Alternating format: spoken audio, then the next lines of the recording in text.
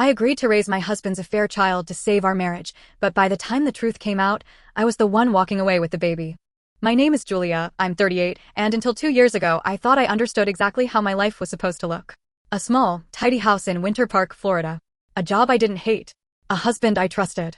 Owen and I had been together 16 years, married for 13.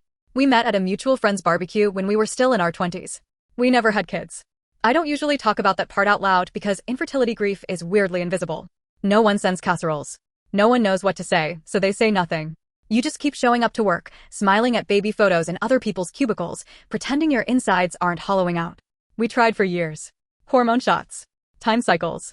Specialists in beige offices who spoke in percentages like they were discussing the weather. 2 miscarriages that both ended before 12 weeks, but left scars that never really healed. After the second one, I remember sitting on the bathroom floor with Owen holding me while I cried so hard my throat burned. Eventually, the doctors started using phrases like low probability and diminished ovarian reserve, which is a clinical way of saying your body has stopped cooperating. We looked into IVF, then looked at the price tag, then looked at each other and realized we were already emotionally bankrupt. So we stopped. People always assume that means closure. It doesn't. It just means the hope becomes quieter, like background noise you can almost ignore if you keep busy enough. Owen told me he was okay with just being us. He said we could travel more, save money, sleep in on weekends. He said he loved our life. I believed him because I needed to. For a while, things did feel peaceful.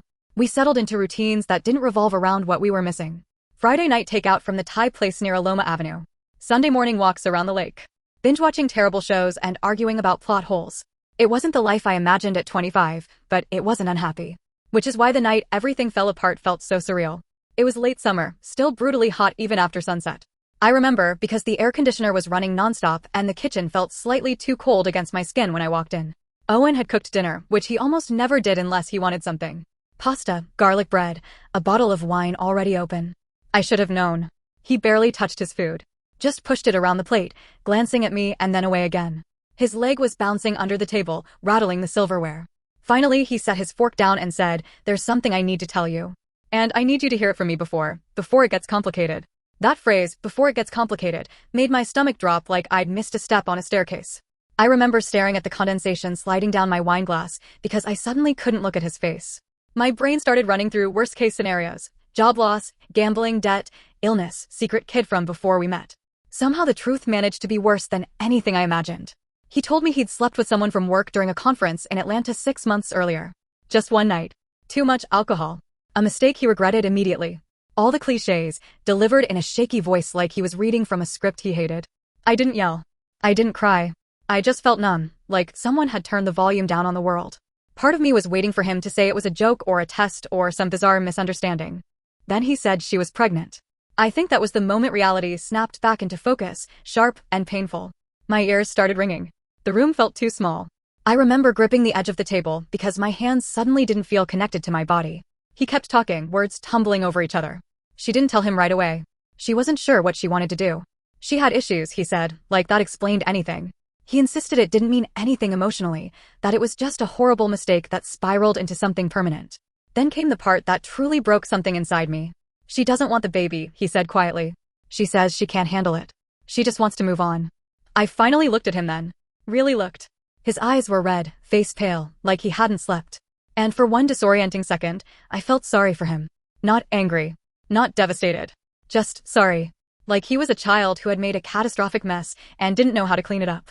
I don't want my child growing up in the system, he continued. I can't abandon them. But I don't want to lose you either. He reached across the table, hesitated, then placed his hand over mine. His palm was damp. We could raise the baby, he said. Together. If anyone had told me a week earlier that those words would ever exist in my life, I would have laughed. It sounded like a plot from a daytime drama, not something that happens to normal people in quiet suburban kitchens. My first instinct should have been rage.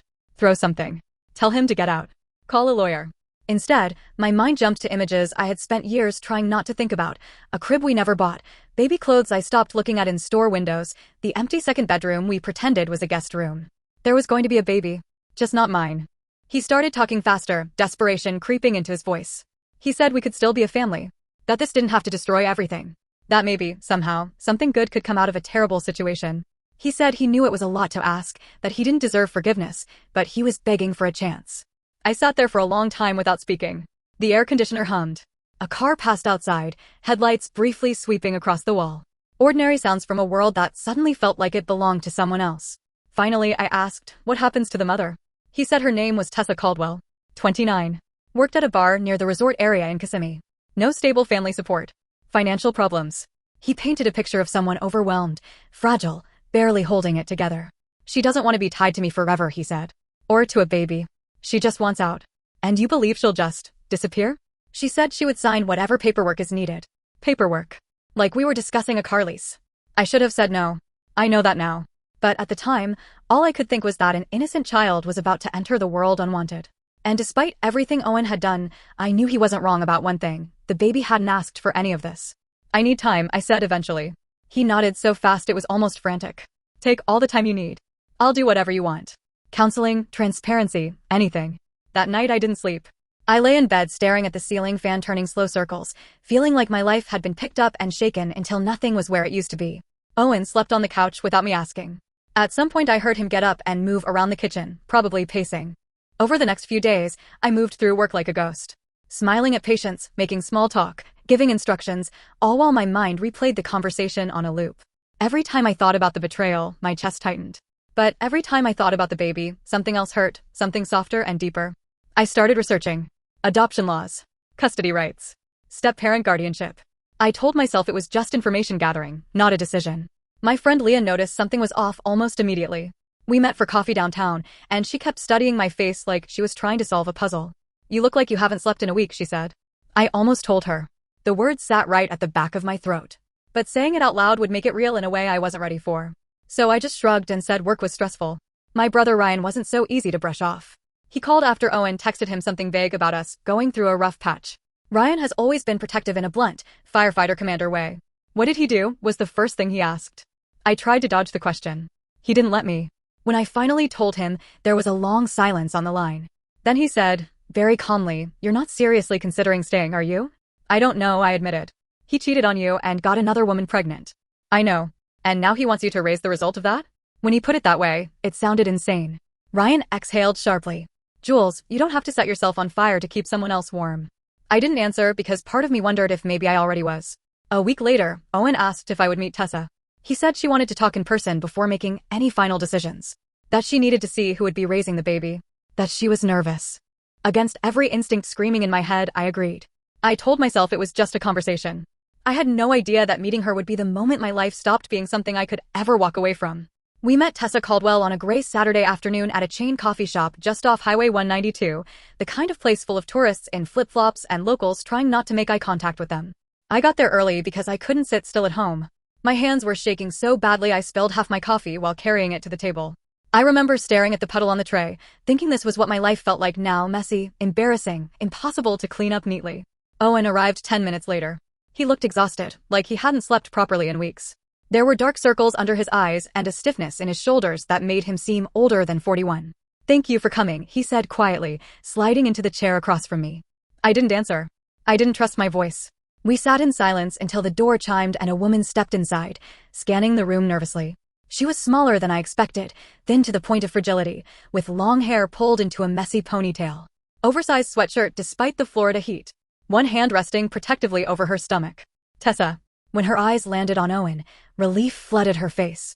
Then she noticed me and froze, like she'd just remembered the reality of the situation. Owen stood awkwardly. Tessa, this is Julia. Julia. Tessa. She approached slowly, like she was walking into something dangerous. Hi, she said, barely audible. Her voice surprised me. Soft, almost childlike. Not the confident, seductive villain I'd subconsciously imagined during sleepless nights. Just a scared woman. Hi, I replied. We sat. For a moment, none of us spoke. The sounds of blenders and chatter filled the silence, painfully normal compared to the surreal tension at our table. Finally, Tessa blurted, I didn't know about you. Not really. He said you were separated. Owen's head snapped toward her. I never said that. She frowned, confused. You said things were bad. That you were basically roommates. I felt something cold slide into my chest. Not sharp anger, something duller, heavier. We weren't separated, I said quietly. Tessa looked between us, panic flickering across her face. I didn't mean to cause problems. I swear. Her voice broke. I just don't want this baby. The bluntness of it made people at the next table glance over. She lowered her voice immediately. I'm not ready. I can barely pay my rent. I don't have family here. I can't do this alone. Her hands were trembling. Not theatrically, genuinely. I noticed her nails were bitten down to the quick, skin around them raw. Owen leaned forward. You wouldn't be alone.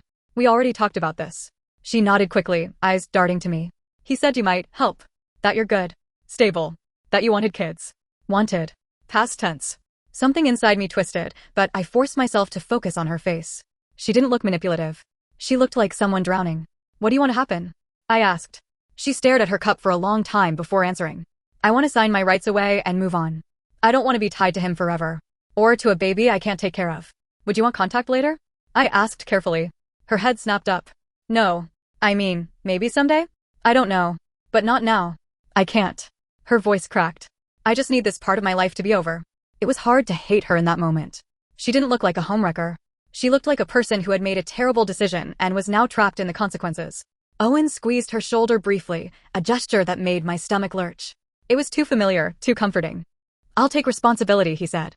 Financially, legally, everything. And Julia, she asked, glancing at me again. Are you okay with this? No one had ever asked me a harder question. I thought about saying no. About standing up and walking out and never looking back. But then she shifted in her chair, wincing slightly, and her hand pressed against her stomach again. There was a baby in there. An innocent life that didn't choose any of this chaos. I'm trying, I said finally. It wasn't a yes. It wasn't a no. It was the truth. Tessa nodded like that was more kindness than she expected. Before we left, she pulled a folded paper from her bag and slid it across the table toward Owen. My doctor's information. And the due date. Then she stood abruptly, like if she stayed any longer she might fall apart, and walked out without finishing her drink. Owen exhaled slowly. That went better than I expected. I stared at the door she'd just disappeared through. Did it? The pregnancy progressed faster than my emotions could keep up with. There were appointments Owen attended without me, updates relayed secondhand, legal consultations about custody and relinquishment. I existed in a strange in-between state, not the mother, not a bystander, not anything I could clearly define. At night, Owen would sit beside me on the couch, talking about baby gear and daycare options like we were a normal expecting couple. Sometimes he'd reach for my hand, tentative, grateful. I let him, even though the contact felt unfamiliar now. You're saving this child, he said once. You're saving me too. I didn't feel like anyone's savior. I felt like someone drifting into a life I hadn't chosen. The call came at 3:17 a.m. in early March. Owen's phone rang, and he was out of bed before the second buzz. I watched him pace the room, speaking in hushed tones, tension radiating off him. When he hung up, he turned to me, eyes wide. She's in labor. The drive to Orlando Health Winnie Palmer Hospital felt unreal, like we were actors playing roles in someone else's story. The city was quiet, streets nearly empty, neon signs flickering in the darkness. I kept waiting for panic to hit. Instead, there was just a heavy, surreal calm. Tessa was already in a delivery room when we arrived, sweaty hair plastered to her face, gripping the bed rails with white knuckles. She looked at Owen first, relief flooding her features. Then she saw me. I didn't think you'd come, she gasped between contractions. I wasn't sure either, I admitted. A nurse asked who would be staying. Tessa looked at Owen, then at me, uncertainty written all over her face. You both can, she said finally. If that's okay. So we stayed. I stood near the wall while Owen hovered at the bedside, holding Tessa's hand. The intimacy of it made my chest ache, but leaving felt impossible. This moment mattered. Not for them, for the baby. Hours blurred together. Monitors beeping. Nurses moving in and out. Tessa crying, then apologizing for crying. Owen murmuring reassurances. Me standing there, useless and hyper-aware of everything. And then, suddenly, a sharp cry filled the room. A tiny, furious sound that cut straight through the tension like a blade. It's a girl, the doctor announced. I didn't realize I was crying until a tear slid down my cheek. They placed the baby on Tessa's chest first. She stared down at the small, squirming bundle with an expression I couldn't read, fear, grief, maybe all three. Then she looked at Owen. Do you want to hold her? He nodded, voice thick. When the nurse transferred the baby into his arms, something in his face shifted, like a door opening inside him. After a moment, he turned toward me. Julia, do you want to? I froze. My hands felt suddenly too big, too clumsy. But I stepped forward anyway. When they placed her in my arms, the world narrowed to just that tiny warm weight. She smelled like hospital soap and something raw and new. Her fingers curled instinctively around the edge of my sleeve. It wasn't a magical lightning bolt moment. It was quieter than that. Deeper. Like something long buried inside me cracked open and light finally reached it. She wasn't a mistake. She wasn't betrayal. She was just a baby. She needs a name, the nurse said gently. Owen looked at me, eyes searching. Do you want to choose? I hesitated, then said the first name that came to mind. Nora. It felt soft. Safe. Right. Tessa repeated it quietly. Nora. She nodded once, almost like she was giving permission. Within 24 hours, she signed the preliminary paperwork relinquishing primary custody to Owen, with plans for full termination of parental rights later. She didn't hold Nora again before leaving. She said goodbye from the doorway, voice trembling but resolute. Take care of her, she whispered. Then she was gone. And suddenly, impossibly, we had a newborn. The first weeks were chaos, sleepless nights, endless feedings, diapers stacked in every corner of the house. I moved through it on instinct, years of suppressed maternal energy flooding out all at once. My body remembered routines it had never actually lived. Owen was attentive, grateful, almost reverent toward me. I don't know what I'd do without you, he kept saying. I wanted to believe that meant we were rebuilding something real. But even in those early days, small things didn't quite fit. His phone was always face down. He stepped outside to take calls. He said it was lawyers, paperwork, insurance, things I wouldn't want to deal with while exhausted. I told myself not to be paranoid. We were fragile enough already. Still, sometimes I'd catch him watching Nora with an expression that looked less like joy and more like guilt. And late at night, when the house was finally quiet except for the soft sounds of the baby monitor, I would lie awake with a thought I couldn't shake. This felt too complicated to end cleanly. I just didn't know yet how messy it was going to get. The first time Nora smiled at me, Owen wasn't home. It was early morning, the sky just starting to turn that washed-out Florida gray before sunrise. I had her propped against my knees on the couch, half awake, still in yesterday's t-shirt, hair in a tangled knot. She made a little snorting sound, stretched her arms, and then, out of nowhere, her whole face lit up. Not gas. Not reflex. A real smile. Wide and gummy and impossibly pure. I laughed out loud, a sound that startled both of us. Then I started crying immediately after, because that tiny expression felt like something enormous had just happened. Hi, I whispered, wiping my cheeks with the heel of my hand. Hi, baby. That was the moment it stopped feeling temporary. Up until then, part of me had treated everything like a long, strange emergency, something intense, but not permanent. But watching her look at me like I was the center of her tiny universe flipped a switch in my brain I couldn't unflip. She wasn't just Owen's responsibility anymore. She was mine. By the time Owen got home from work that evening, I had already texted him 3 photos and 1 shaky video of Nora cooing on her play mat. He hugged me from behind while we watched it together, his chin resting on my shoulder. She adores you, he said softly. I didn't answer, because if I did, I was afraid I'd say something like she feels like my daughter, and that would open a door I wasn't ready to walk through. For a while, life settled into something that almost resembled normal. Nora slept in a bassinet beside our bed. Our living room filled with pastel-colored plastic toys. There were bottles drying on the counter, tiny socks tucked into couch cushions, a permanent low-level hum of white noise machines. I went back to work part-time at the dental clinic while Owen adjusted his schedule to handle mornings. On the surface, we looked like any other new parents, exhausted, disheveled, strangely proud of surviving another day. People in our neighborhood started stopping to peek into the stroller on evening walks. She's beautiful, they'd say. Thank you, I'd reply automatically, without explaining anything. It was easier that way. My brother Ryan came over one Sunday with Monica and a ridiculous amount of baby gear they insisted we needed. He held Nora carefully, like she might explode, studying her face with the same intensity he used at work. She's got your eyes, he said to me. Technically impossible. Still, my chest warmed. Ryan pulled me aside later while Owen was assembling a swing in the living room. You okay? He asked quietly. I'm tired, I said. But yeah. He searched my face like he was looking for cracks. You don't have to pretend with me. I'm not pretending. That wasn't entirely true. I was pretending everything was stable. That Owen's betrayal was behind us. That this new version of our life made sense. Ryan nodded slowly, not fully convinced. Just, don't lose yourself in this. I didn't understand what he meant until later. The first red flag didn't feel like a red flag at all. It was just Owen spending more time on his phone. At first, it made sense. There were legal processes, insurance adjustments, HR paperwork for dependent benefits. He told me he was coordinating with attorneys to finalize custody arrangements and terminate Tessa's parental rights. I was grateful he was handling it so I didn't have to. But gradually, the phone never left his side. He took it to the bathroom, turned it face down at dinner, left the room to answer calls. If I walked in unexpectedly, he'd lock the screen almost reflexively. One night, while we were folding laundry, it buzzed on the coffee table. The screen lit up just long enough for me to see a name before it went dark. Tessa. My stomach dropped so hard it felt physical. Owen came back from the kitchen a second later and snatched the phone up casually, like it meant nothing. Who is that? I asked, trying to keep my voice neutral. Lawyer, he said immediately. I didn't call him out. I didn't know why. Maybe I didn't want confirmation of what my gut was already telling me.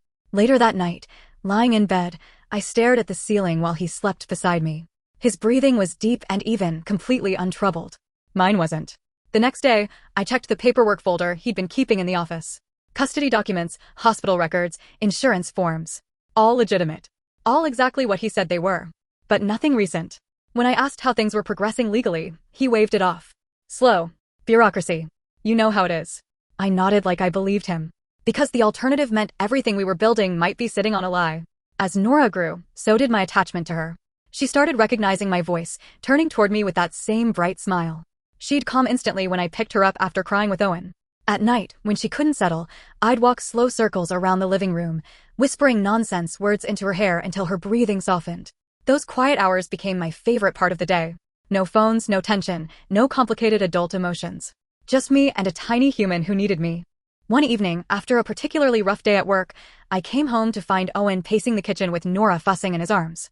His face was tight with frustration. She won't stop crying, he said. Give her to me. The moment I took her, she hiccuped once, then melted against my shoulder, little fists unclenching.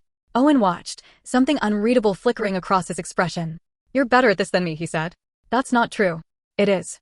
There was no jealousy in his voice. Just something like relief and guilt. Sometimes I feel like she needs you more, he added quietly. I didn't know what to say to that, so I said nothing. Around 6 months in, Owen started working later again. At least, that's what he told me. Big project, he said.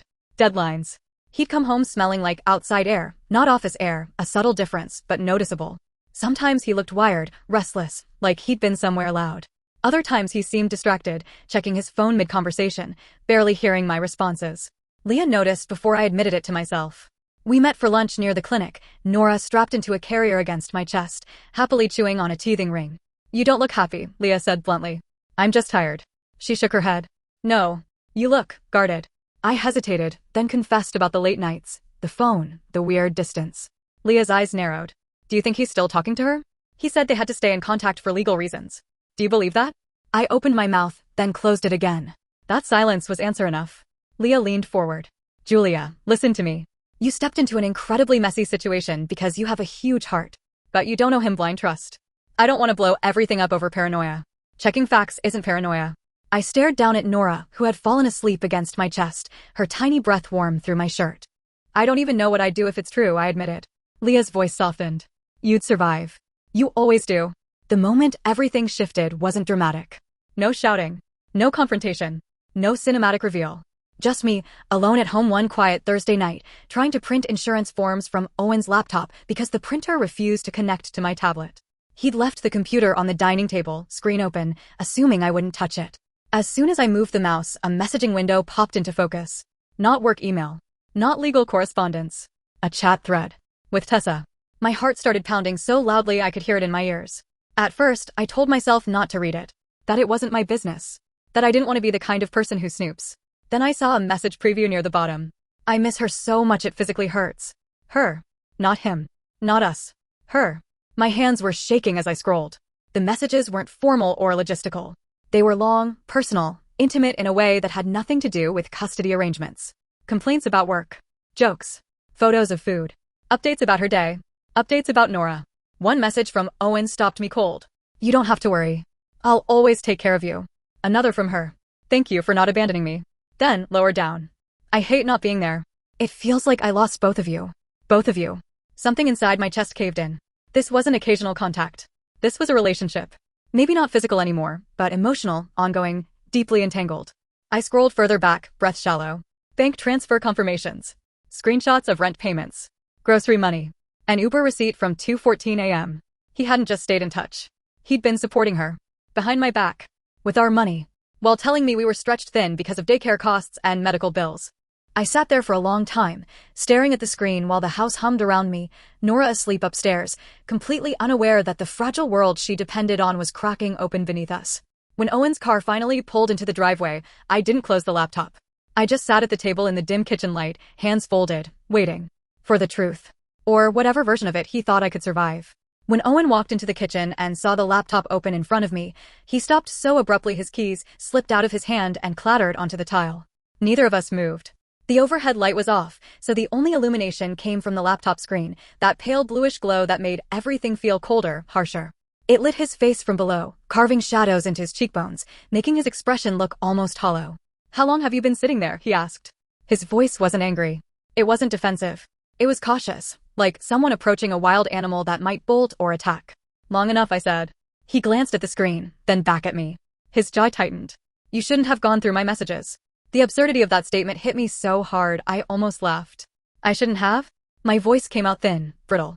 Owen, you've been lying to me for months. I wasn't lying, he said quickly. I just didn't tell you everything. That's the definition of lying. He opened his mouth, closed it, then ran a hand through his hair, a gesture I had seen 1,000 times over the years when he was stressed. Familiar. Ordinary.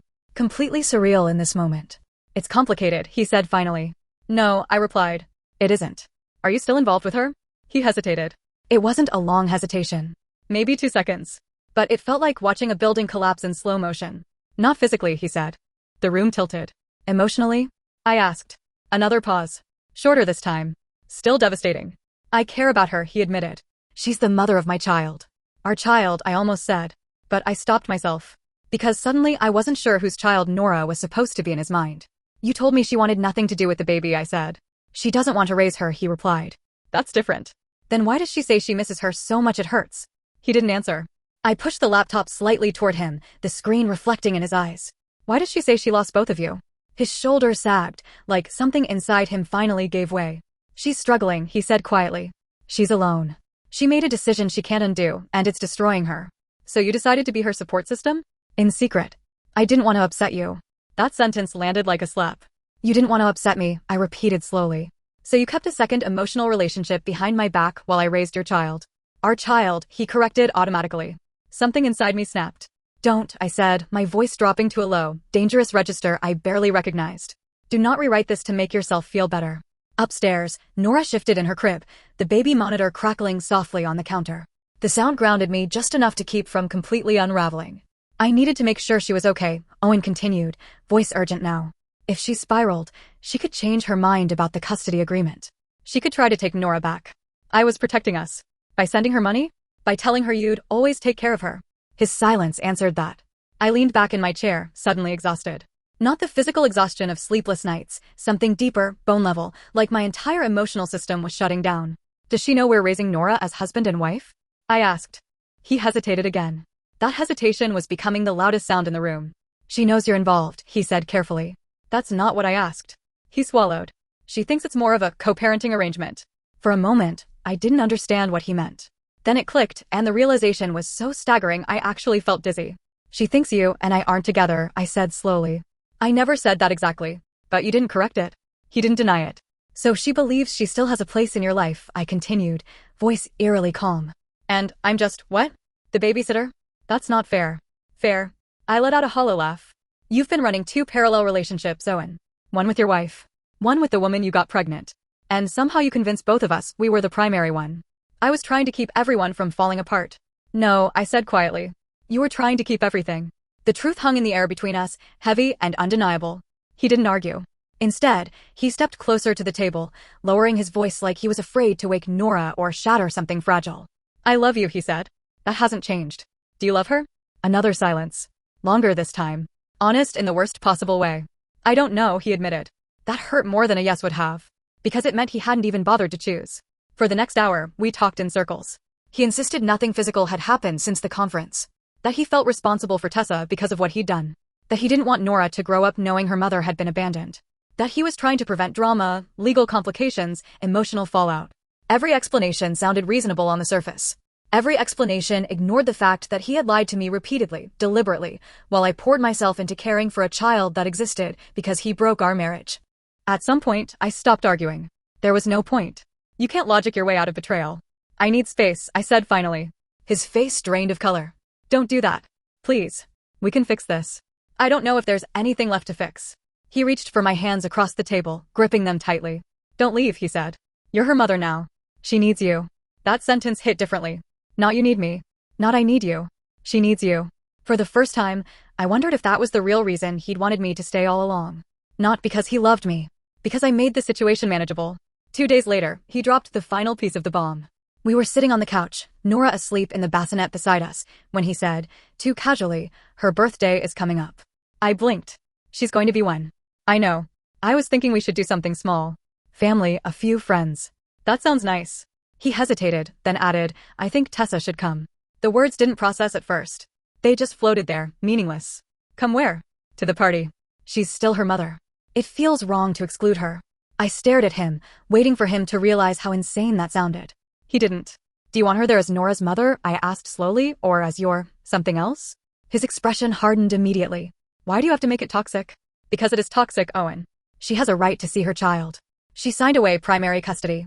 That doesn't mean she stopped caring. And what about me? I demanded. What do I get in this arrangement? Do I just stand there while your affair partner plays happy family in my house? It's not like that. Then explain to me exactly what it is like. He opened his mouth, then closed it again. No answer. Just frustration. I'm trying to do the right thing, he said finally. No, I replied quietly. You're trying to avoid being the bad guy in anyone's story. His face flushed. You're being unreasonable. Something inside me went very, very still. Not explosive anger. Not hysteria. Just a calm, cold clarity I hadn't felt since this nightmare began. I realized I couldn't live like this, constantly competing with a ghost, never knowing where I actually stood, expected to sacrifice everything while he sacrificed nothing. Nora stirred in her bassinet, making a soft, sleepy noise. I looked at her tiny face, peaceful and unaware. And I knew. That night, after Owen fell asleep on the couch with the TV still on, I packed a bag. Not a dramatic suitcase. Just essentials. Diapers, clothes, Nora's favorite blanket, a few of my things. My hands were steady, movements deliberate, like I was following instructions I'd memorized long ago. I wrote a note and left it on the kitchen counter. I need space. We'll talk when I'm ready. Then I lifted Nora from her crib. She barely woke, just nuzzled against my shoulder with a soft sigh, trusting me completely. Carrying her out of that house felt like crossing an invisible line. Like stepping out of one life and into another. I drove to Ryan and Monica's place in Oviedo, tears streaming down my face the entire way, vision blurring into streaks of headlights and streetlights.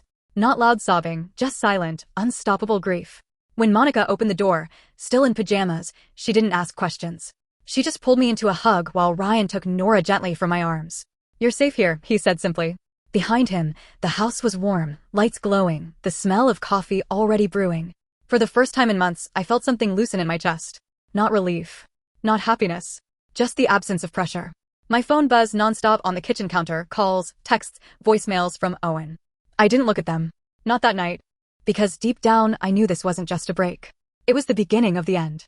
The first night at Ryan and Monica's house, I slept for 11 straight hours. Not the restless, half-conscious dozing I'd gotten used to since Nora was born, but real sleep, the kind where your body finally stops bracing for impact. Monica took the overnight shift with the baby without even asking, saying she remembered how brutal the first year was and that I needed to power down. When I woke up, sunlight was pouring through the guest room curtains, and for a few disorienting seconds I didn't know where I was. Then everything came rushing back. Owen. Tessa. The messages. The birthday party. The drive in the dark. My phone was on the nightstand, screen black, but heavy with missed notifications. I picked it up slowly, like it might explode. 32 missed calls. Dozens of texts. Where are you? Please answer me. I'm worried about Nora. You can't just disappear like this. We need to talk. I'm coming to get you. My chest tightened at that last one. Before I could decide what to do, Ryan knocked lightly on the door and stepped inside. You're up, he said, relief obvious in his voice. Good. I handed him the phone without saying anything. He scrolled through the messages, jaw tightening. He doesn't get to just show up here, Ryan said flatly. Not after what he did. He's still her father, I said quietly. And you're the one who's been raising her. That sentence settled heavily in the room. Downstairs, Monica was in the kitchen with Nora perched on her hip, happily batting at a wooden spoon. Seeing her safe, fed, content, not surrounded by tension, made my throat ache. Good morning, Mama, Monica said gently, handing her over. The word Mama hit me like a physical force. I hadn't realized how much I needed to hear it. Owen showed up that afternoon anyway. Ryan saw his car pull into the driveway and stepped outside before Owen even reached the door. I stayed inside, clutching Nora, listening to the muffled argument through the walls. I just want to see my wife, Owen was saying. She doesn't want to see you right now, Ryan replied. You don't get to decide that. No, but I do get to decide who comes onto my property. There was a long pause, then Owen's voice dropped, rough with emotion. Please. I just need to know she's okay. Ryan came back inside a few minutes later. He wants to talk, he said. Your call. Every part of me wanted to hide upstairs and pretend none of this was happening. But avoidance had gotten me into this situation in the first place. I'll talk to him, I said. We stepped out onto the front porch, Ryan hovering nearby like a silent bodyguard. Owen looked wrecked. Rumpled clothes, red eyes, stubble he clearly hadn't bothered shaving. The confident, composed man I married was gone, replaced by someone desperate and off balance. Julia, he said, voice breaking slightly. Thank God. I kept Nora in my arms, a physical barrier between us. We're safe, I said. You don't need to worry. I wasn't just worried, he replied. I was terrified. You took her and vanished. I left a note. That's not enough. His eyes dropped to Nora, softening instantly. Can I hold her? I hesitated, then passed her over. She stared up at him with wide eyes, then reached for his collar, perfectly content. Watching them together hurt in a way I couldn't articulate.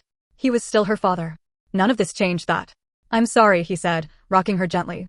I messed up. But we can fix this. Come home. The word home felt wrong now, like it belonged to a place I didn't recognize anymore. I'm not ready, I said. We can go to counseling.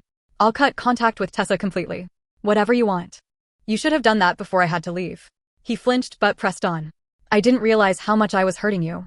That sentence made something inside me go cold. You didn't realize, I repeated. Or you didn't want to? He didn't answer. After a long silence, he said quietly, You're her mother, Julia. She needs both of us. Again with that phrasing. Not you need me. Not we need each other. She needs you. I'm not keeping you from seeing her, I said. But I need boundaries. What kind of boundaries? For now, visits here. No taking her out. No surprise drop-ins. His jaw tightened. You don't trust me. No, I said honestly. I don't. That truth hung between us, heavy and final. The next few weeks were a strange limbo. Owen visited regularly, always supervised, always careful. He brought diapers, formula, toys, tangible proof of his involvement. He never mentioned Tessa, never brought up the birthday party again. On the surface, it looked like progress. But something inside me had shifted permanently. I no longer saw him as my partner. Just Nora's father. Someone I had to coordinate with, not confide in. Monica suggested I talk to a lawyer, just to understand my options. I resisted at first. Hiring an attorney felt like crossing another irreversible line. But the more I thought about it, the more I realized I had no legal protection at all. I wasn't Nora's biological mother. I hadn't adopted her. If Owen decided to take her back full-time, there was nothing stopping him. The realization made my stomach churn. So I scheduled a consultation with Douglas Price, a family law attorney in downtown Orlando. His office was quiet and impersonal, diplomas lining the walls, everything smelling faintly of coffee and paper. He listened without interrupting as I explained the situation, occasionally jotting notes in a neat, precise script. When I finished, he leaned back in his chair. You've been her primary caregiver since birth, he asked. Yes. And the biological mother relinquished custody voluntarily? Yes. He nodded slowly. That's significant. Relief flickered through me. So I have rights? You have a case, he said carefully. Courts prioritize the child's stability. If you functioned as her psychological parent, that carries weight. Psychological parent. The phrase sounded clinical, but it described exactly what I was. What would I need to do? I asked. File for guardianship initially. Possibly pursue shared custody, depending on how your divorce proceeds. Hearing the word divorce out loud made my chest tighten, but I didn't correct him. And if I don't? I asked. He folded his hands. Then legally, you're vulnerable. That settled it. I filed the paperwork the following week. Owen did not take it well. When he found out, through his own lawyer, not from me, he called in a fury I had never heard before. You're trying to take my daughter away from me, he accused. I'm trying to protect her stability. She belongs with her parents. I am one of her parents, I said, voice shaking but steady. No, you're not, he snapped. You didn't give birth to her. The words hit like a punch to the gut. For a moment, I couldn't breathe. Then I remembered every sleepless night, every feeding, every doctor visit, every time she reached for me instead of anyone else. Biology isn't the only thing that makes someone a parent, I said quietly. He didn't apologize. He just hung up. A few days later, I learned Tessa had been contacted about the legal proceedings. She sent Owen a string of frantic messages, which he forwarded to me as if that would somehow make things better. Why is she doing this? Is she trying to take my baby forever? You promised I'd still be able to see her someday. Reading those messages made my chest ache with a complicated mix of sympathy and anger. She wasn't wrong to feel scared. But neither was I. For the first time, I realized we were both casualties of Owen's inability to be honest. Still, I didn't respond to her directly. I couldn't. There was too much history, too many tangled emotions. The legal process moved slowly, as these things always do. Hearings scheduled weeks out. Paperwork requests. Evaluations. Home visits. Through it all, Nora kept growing, learning to crawl, pulling herself up on furniture, babbling nonsense syllables that sounded suspiciously like real words. Life doesn't pause for adult drama. One evening, as I watched her wobble determinately across the living room toward me, arms outstretched, a sudden realization hit me so hard it made my eyes sting. No matter what happened legally, emotionally, she was already mine. And for the first time, I stopped feeling guilty about that. I wasn't stealing someone else's child. I was protecting the one person in this entire situation who had no power at all. When Nora reached me, she grabbed my shirt and laughed, pure, delighted, completely trusting. I scooped her up, holding her tight against my chest. Don't worry, I whispered into her hair. I've got you. And for the first time since this nightmare began, I believed it. The custody hearing took less than 3 hours to dismantle my entire old life. Family courtrooms aren't dramatic the way people imagine. No surprise witnesses bursting through doors, no shouting, no emotional speeches that change everything. Just fluorescent lights, uncomfortable chairs, and professionals speaking calmly about the most intimate parts of your life, as if they're discussing inventory. I sat at the table beside Douglas Price, hands folded so tightly in my lap my knuckles ached. Across the room, Owen sat with his attorney, shoulders stiff, eyes fixed on the tabletop. He hadn't looked directly at me since we walked in. Nora was with Monica outside the courtroom, blissfully unaware that strangers were deciding where she would sleep at night for the foreseeable future. The judge, a woman with kind eyes and a voice that carried easily across the room, reviewed the case summary first. Primary caregiver status. Voluntary relinquishment by the biological mother. Length of separation. Stability of living environments. Then she asked Owen a question that changed everything. Mr. Mercer, during the first year of the child's life, who handled the majority of day-to-day care? He hesitated. Not long, but long enough. Julia did, he admitted. And currently? She still does. There was no malice in his voice. Just resignation. When it was my turn to speak, my throat tightened so badly I thought I might not get any words out. But once I started, the truth carried me forward. I talked about feeding schedules, pediatric appointments, sleep routines, her favorite books, the way she only calmed down when I sang a specific off-key lullaby. Not rehearsed arguments, just details of ordinary life. Because that's what parenting really is. Not grand gestures. Repetition. Presence. The judge listened carefully, occasionally nodding. After closing statements, she took a brief recess. Those 20 minutes felt longer than the entire year that led us there.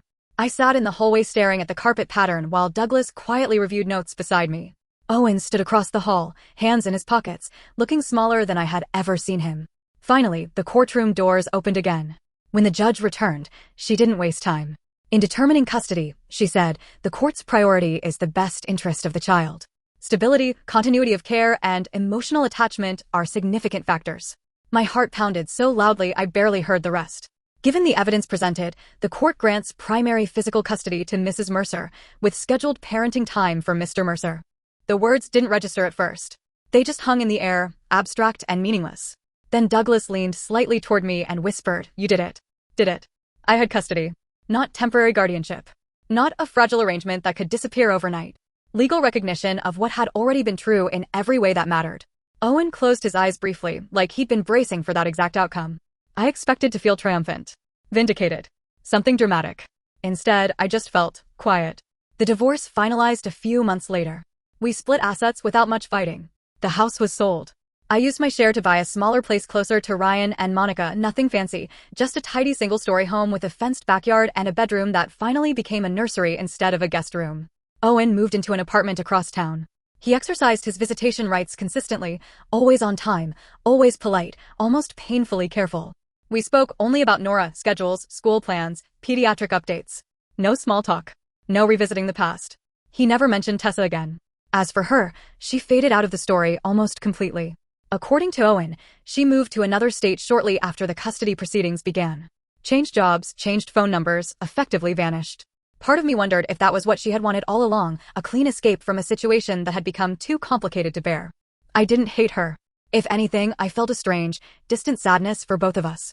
We had been placed in opposition when neither of us had created the circumstances alone. The only person I truly felt anger toward was the one who tried to keep everything without choosing anything. Nora adjusted faster than I expected. Toddlers live in the present. As long as routines stay consistent, love stays visible, and snacks appear on time, their world feels secure. She bounced happily between homes, equally excited to see Owen and to come back to me. But at my house, she relaxed in a way that felt deeper. Familiar toys, familiar smells, the same bedtime rituals every night. The first time she called me Mama, clearly not babble, not imitation, but intentional, I had to leave the room for a minute because I started crying so hard I couldn't breathe. Not out of sadness. Out of relief. No judge, no paperwork, no biology test could create that bond or take it away. It existed because of thousands of ordinary moments stacked together. People sometimes ask if I regret staying at the beginning. If I wish I'd left the moment Owen confessed, before things became so tangled. The honest answer is complicated. If I had left then, Nora wouldn't be my daughter. That thought ends the debate every time. Yes, I lost my marriage. Yes, I went through one of the most painful experiences of my life. But I also gained something I had wanted for years and believed I might never have. Not the fairy tale version of motherhood. The real one. Messy, exhausting, inconvenient, deeply human. About a year after the divorce, Owen said something that stuck with me. We were standing in my driveway after he dropped Nora off, watching her wobble toward the front door with a plastic dinosaur clutched in her fist. "She's happiest here," he said quietly. I didn't respond. He kept going. "You're a better parent than I am." "That's not a competition," I said. He nodded, but his expression was heavy. I thought I could fix everything. Keep everyone from getting hurt. I just made it worse. It was the closest thing to real accountability I had ever heard from him. "I hope you find peace," I said, and I meant it. Not forgiveness. Not friendship. Just closure. He gave a small, sad smile, then walked back to his car. Nora is almost 3 now. She loves dinosaurs, blueberries, and splashing in puddles. She insists on wearing mismatched socks and believes every dog she sees is personally there to greet her. At night, she curls against me with a book and demands one more story, at least 5 times before finally falling asleep. Sometimes, after she's out, I sit beside her bed and watch her breathe, the soft rise and fall of her chest grounding me in a way nothing else does. Every once in a while, fear still creeps in, that something could change, that someone could decide I don't deserve her because I didn't give birth to her. Old insecurities die hard. But then she stirs, reaches out blindly, and grabs my hand even in her sleep. And I remember that love isn't something you earn through biology. It's something you build. If there was revenge in this story, it wasn't dramatic. I didn't destroy Owen's life. I didn't humiliate anyone publicly. I didn't win in a cinematic sense. I just stopped sacrificing myself for a situation I didn't create and built a stable life without him. In the end, he lost the version of the family he tried to hold on to. Not because I took it away, but because he couldn't be honest enough to keep it. And I walked away with the one person who mattered most.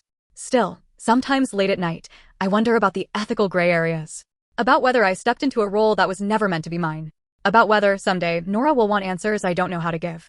Part of me feels like I rescued something beautiful from chaos. Another part worries I built my happiness on someone else's loss. So I guess what I'm still wrestling with is this. Was I wrong to fight for custody of a child who wasn't biologically mine, or did I just become the parent she needed when everyone else couldn't?